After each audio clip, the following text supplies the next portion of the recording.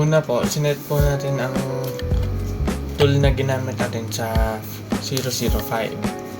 Ang sunod naman po, ang ating workpiece diameter ay sinet ng 50 at saka ang clamp length ng 15. So doon naman po tayo sa codes. Ang G97 po ay siya po yung nagseset ng spindle sa constant speed. Ang M03 po ay yung nagtuturn po sa spindle clockwise, at saka ang S1000 po siya po yung nagseset ng spindle speed sa 1000 RPM. Yung T0101 naman po siya po yung nagsaselect ng tool number 1, which is yung 005 po na binigay natin. Yung G00 po siya po yung rapid traverse, at saka siya po yung nag-move ng tool papunta sa X55 at saka Z10. Doon po yung safe starting position, malayo po sa workpiece. Yung Z2 naman po ay pinapalapit naman po, mas malapit po sa Z-axis, naghahanda po sa cabin. Ang sunod naman po ay yung G71, U.5 at saka R.5. Ito po yung first block ng roughing cycle natin. Ang U0.5 naman po, siya po yung nagseset ng depth ng cut per pass. Ang R0.5 naman po ay yung nagseset ng retract amount pagkatapos po ng kada pass. Yung sunod naman po ay yung second block ng G71.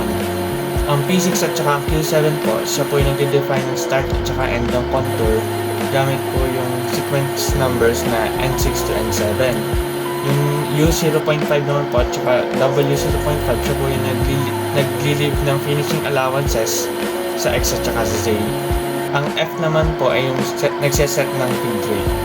Yung N6 G01 X16 Z0 naman po, siya po yung nag-start ng contour simula sa X16 at saka sa Z0 gamit po ang linear cutting o yung linear interpolation.